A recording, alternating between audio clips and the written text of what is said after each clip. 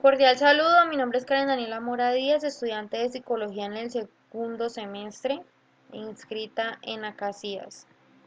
Vamos a hablar un poco de la psicología precientífica, pero primero vamos a responder por qué es importante conocer esta parte de la historia de la psicología en mi programa de formación. Yo considero que es importante conocer la raíz de cómo fue que la psicología pasó de ser simplemente un intento de supersticiones y aportes escritos a una investigación física.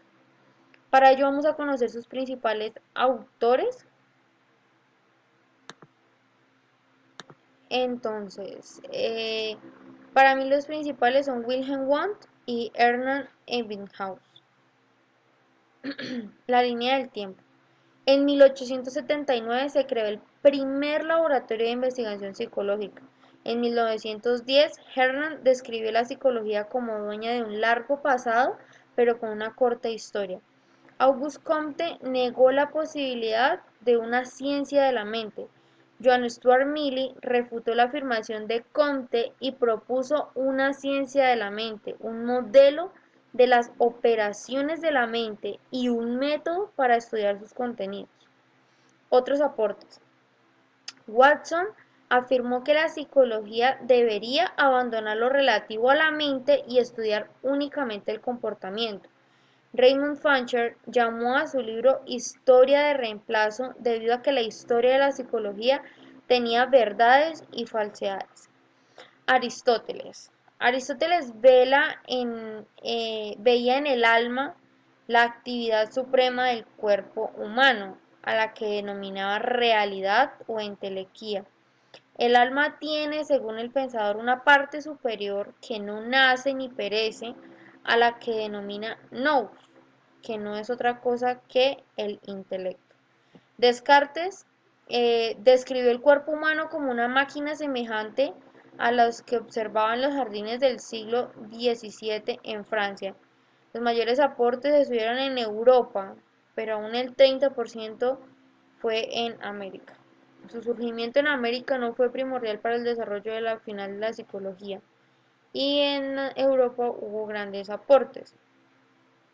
Con esto eh, finalizo llamando un punto de referencia que me pareció muy chévere, y es que eh, Comte negó la posibilidad de una ciencia de la mente.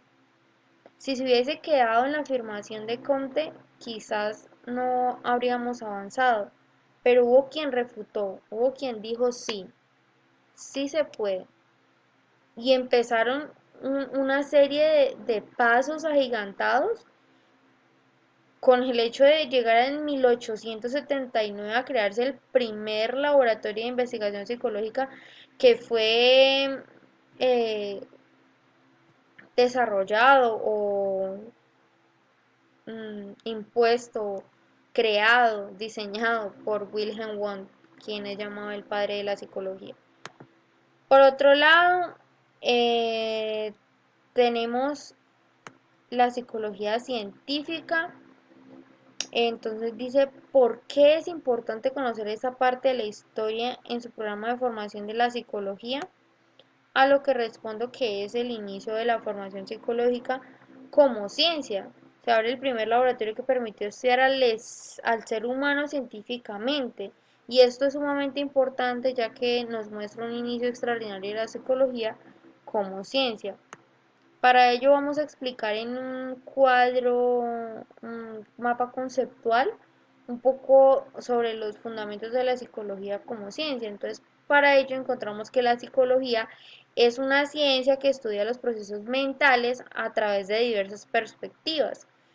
¿Cuáles eran esas perspectivas? La cognitiva, la conductual y la afectiva.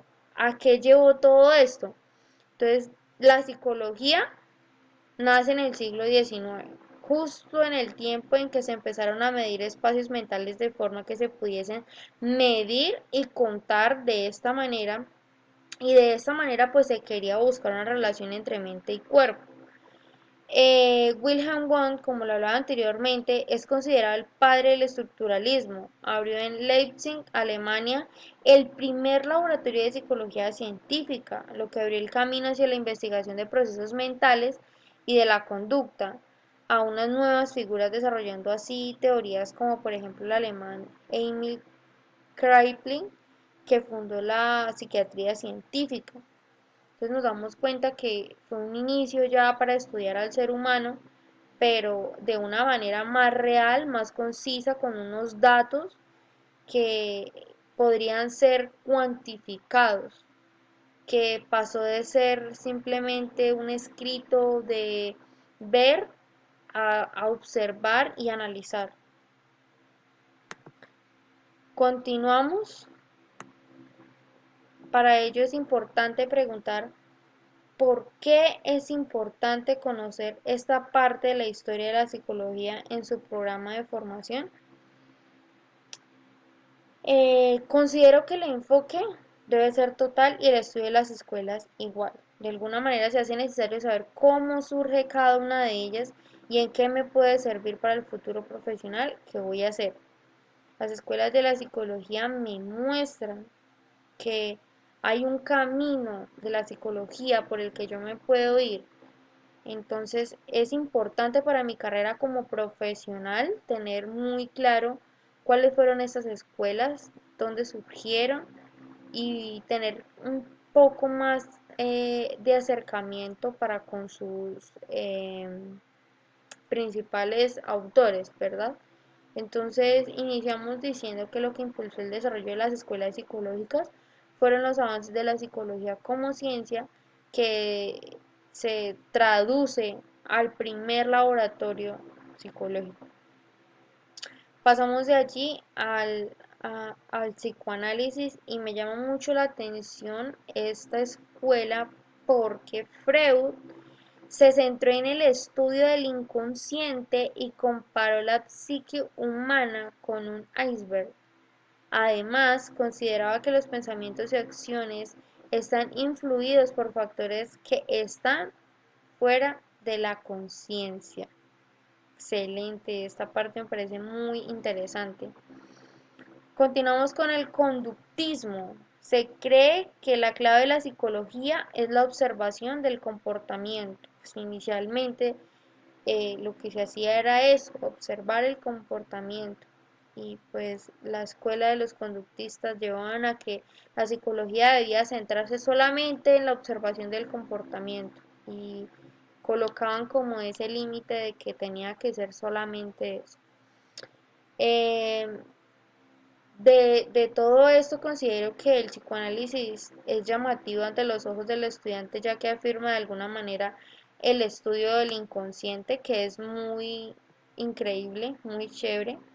Y por otro lado el conductismo analiza de manera sistemática el comportamiento del ser humano de manera detallada.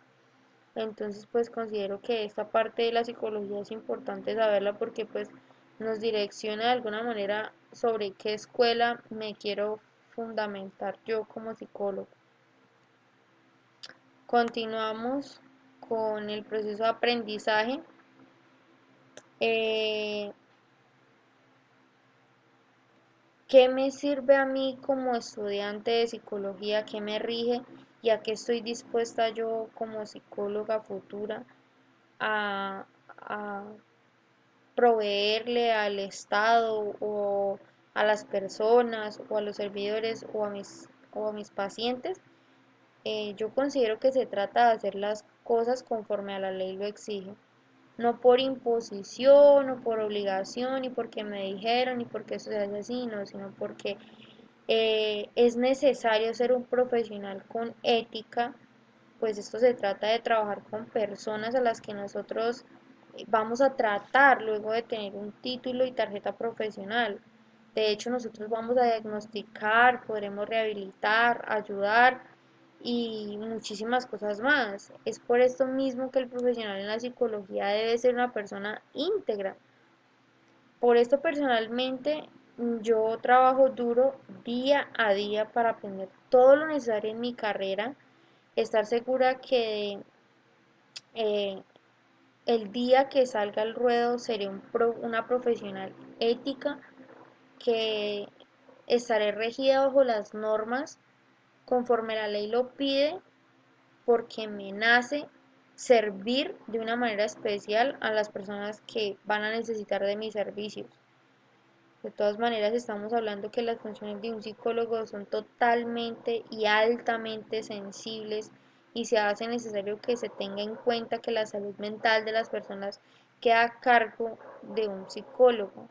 Entonces es como un, una responsabilidad que se tiene al momento de tener uno el cartón en sus manos y de iniciar una especialidad o en fin lo que se desea hacer después del profesional y conlleva a que uno se ponga la camiseta y realmente uno haga las cosas como las tiene que hacer.